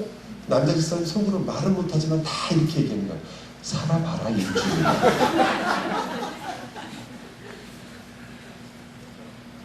그렇지만 아니잖아요. 말씀에 순종한다는 말은 그 일이 여러분에게 마치 내가 아무리 생각해도 다시스로 가는 게 옳아요. 니느웨를 가서 회개케 할 이유도 없고 하나님이 거기 가서 하나님이 그들을 회개케 하는 것 자체도 말이 안 되는 일이에요. 그래서 이것이 옳다고 여기기 때문에 요나는 양심의 가책도 없이 그 일을 하고 있는 것 같아요. 우리가 마치 남들도 다 그렇고 뭐 인간사가 다 그렇고 부부가 다 그런 거지. 뭐 아내를 사랑한다는 것도 뭐 이 정도면 됐지. 내가 옛날에는 안 그랬. 옛날에 어땠는데 지금 예수 믿고 나서 이만큼이면 내가 설거지통에 손을 담고 있는데 이게 어딘데 지금 뭘 더 봐야 하느냐. 이거 아닌 거예요. 여러분 아내를 정말로 사랑하면 무슨 일이 일어날까요? 저희 집사람한테 물어보지 마세요. 정말 놀랍지 않겠어요? 남편을 정말로 순종하며 존중하면 무슨 일이 일어날까요? 자녀를 정말 노엽게 하지 않고 주의 말씀으로 훈육하고 양육하면 역사가 어떻게 바뀌게 될까요? 그 정말 여러분 정말 그 말씀을 그대로 생각하면 가슴이 너무너무 벅차요. 크리스찬 가정들이 이 주님의 말씀대로 회개하고 매일매일 돌이켜 그 매일매일 주님 오늘도 내가 돌이켜 그 아내의 그 약점을 살아나겠습니다. 내가 다시 한번 내 무릎을 꿇겠습니다. 내가 다시 돌이켜 내일은 더 하나님의 뜻에 맞게 살도록 하겠습니다. 매일매일 회개하여 여러분이 변하게 된다면 세계는 놀랄 것이며 우주는 변할 것입니다. 그럴 수밖에 없잖아요. 우주인도 남자인데 나사도 남자가 더 많아요. 정말 변할 것. 우리는 세계를 시킬 수 있는 놀라운 이 변화의 포텐셜을 너무나 잃어버리고 있습니다. 제가 이렇게 말씀드려요. 목사님, 그거는 뭐 말은 맞아 보이지만 진짜 하지만 역사상에 우리가 잘 알고 우리가 존경하는 신앙의 선배들 중에 바로 그 일을 평생을 두고 애써 행함으로써 하나님의 그 놀라운 나라의 거룩함을 이루어내었던, 물론 완전한 것이 아니지만 그 삶을 살았던 사람들이 있습니다. 핑계할 수 없습니다. 그리고 우리도 그 일을 하도록 부름을 받았습니다. 여러분, 죄를 항상 바라보십시오. 나의 연약함을 바라보십시오. 그러나 죄만 보지 말고 예수를 함께 보십시오. 여러분을 완전한 삶을 살라고 초대한 것이 아니라 회개하는 삶을 살라고 초대하는 겁니다. 여러분 보고 완벽한 인간이 되어 아내를 언제나 사랑하는 사람이 되라고 얘기하는 게 아닙니다. 여러분이 사랑하지 못하며 쓰러진다는 것을 너무나 잘 아시는 하나님께서 오늘도 다시 일어나 회개하는 삶을 살아 하나님의 나라에 다다를 때까지 온 힘을 다해 그 경주를 경주하라고 그렇게 얘기하시는 겁니다. 그러니 우리가 포기할 필요 없잖아요. 좌절할 필요 없잖아요. 오늘 좀 안 된다고 그냥 쓰러질 필요 없잖아요. 그리고 완전한 걸 요구하지 않는데 우리가 완벽하게 섰다고 하나님을 쓸 필요 없습니다. 주님, 제가 오늘도 부족한 이 모습에서 다시 한번 회개합니다. 여기서 이렇게 나가기를 원합니다. 그렇게 함으로써 여러분, 우리가 이 회개와 믿음의 생활 그리고 하나님의 임재의 삶, 이거 굉장히 어떤 면에서 액티브하고 어떻게 보면 긍정적이요 적극적인 삶입니다. 그러나 동시에 하나를 꼭 여러분이 기억해 줬으면 좋겠습니다. 변하는 삶의 진정한 또 하나의 비결은, 그 과정이 일어나는 중요한 일은 바로 안식입니다. 그것이 바로 이 출애굽기의 아주 중요한 패턴입니다. 출애굽기는요, 어떻게 기록되냐면 이 성막을 짓는 설계도를 주면서 하나님이 그 마지막 날에 안식을 선언하십니다. 안식해라 명령이 있어요. 그런데 그 성막이 있는 사건 다음에 바로 우리가 읽었던 이스라엘 민족의 그 거역이 있어요. 이스라엘 민족이 위기에 빠진 그 사건이 있습니다. 그리고는 하나님이 다시 떠나겠다고 했다가 모세가 당신이 가지 않으시면 우리는 안 가겠습니다. 그래야 내가 그 말을 듣겠다 하시고 주신 게 성막이에요. 이제 성막을 이제는 지어라. 설계도는 좋습니다. 지어라. 그 짓는 일이 시작됐습니다. 그런데 그 짓는 일이 시작되면 안식일이 마치 여기서 그 성막에 구도가 나오고 안식일이 준 것처럼 한 게 아니라 이번엔 그게 거꾸로가 돼요. 안식을 먼저 선포하고 그 다음 성막을 짓기 시작합니다. 이건 굉장히 중요한 패턴이라고 생각해요. 앞에 것은 하나님의 창조를 설명하는, 성막을 통해서 하나님의 창조를 설명하는 6일간의 창조와 그 다음 안식이 있는 패턴을 이야기합니다. 거기 나오는 여호와의 뜻대로 되었더라는 단어도 7번이에요. 지금 분명히 창조를 염두에 둔 구조예요. 이게 창세기 마지막이요. 그런데 이번에는 안식이 먼저예요. 그 말은 무슨 뜻입니까? 이제 이 창조와는 다른 안식으로부터 출발하는 새로운 창조가 있다는 거 아니에요. 여러분과 제 삶에 드디어 이 안식이 새롭게 된 거예요. 첫 번째 안착, 첫 번째 창조는 무로부터의 창조였습니다. 놀라운 창조였죠. 여러분 다 아시는 창조. 그러나 여러분, 저는 이 변화와 관련돼서 우리가 보고 있는 이 창조는 완전히 다른 창조예요. 이 창조는 죄와 죽음을 이겨내는 창조입니다. 그렇잖아요. 무로부터 창조는, 저는 물론 경배하며 창조하신 창조주 하나님을 영광을 돌립니다. 그러나 그 창조보다 더 완벽하며 위대한 창조가 또 한 번 나타났습니다. 그리스도 안에서. 그 창조는 죄와 죽음을 이겨낸 창조가 우리에게 일어나고 있습니다. 여러분, 회개하고 목사님 언제까지 회개합니까? 아니요. 지금 이 새로운 창조와 안식이 여러분 인생의 패턴이 될 것입니다. 아까 제가 또 하나의 패턴이 있다고 그랬죠. 천국 가서는 절대 하지 못하는 거, 중요한 거 여러 가지가 있지만 뭐 죄를 짓지 않는다 이런 것은 물론 빼놓고 여러분과 제가 생각하기 어려운 것 중에 하나가 고난이에요. 천국엔 고난이 없지만 이 땅에서는 고난이 있는데 그것도 다른 고난이 아니라 우리에게는 예수 그리스도의 고난이 있습니다. 예수 그리스도와 연합해서 그리스도의 고난에 참여할 수 있는 기회는 이 땅에서밖에 없어요. 천국에서는 그걸 누릴 수가 없습니다.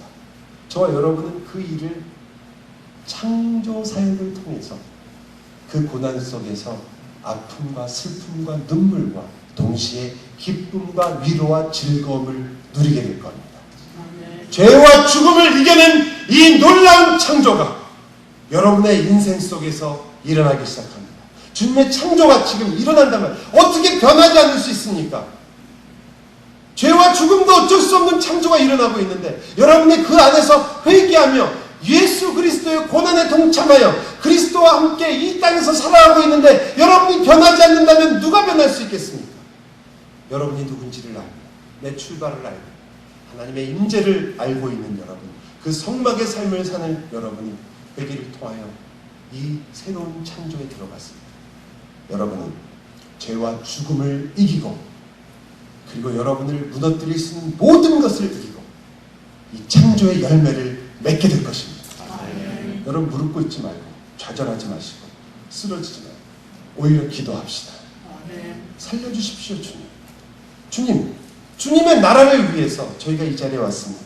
주여 오늘도 하나님의 나라가 우리의 거짓을 부수고 진리를 우리에게 선포하며 우리로 회개케 하시고 그 나라가 오늘 임하여 주옵소서.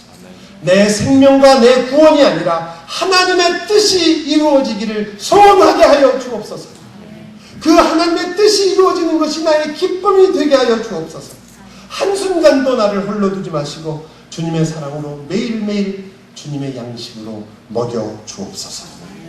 나를 오늘도 용서하고 포기하지 않으시는 주님처럼 나도 오늘 나의 형제를 포기하지 않고 받아들이며 용서하며 화목하게 하여 주옵소서. 하나님이시여 아들 예수 그리스도와 맺으신 언약을 오늘도 기억하사 우리를 악에서 구하여 주옵소서.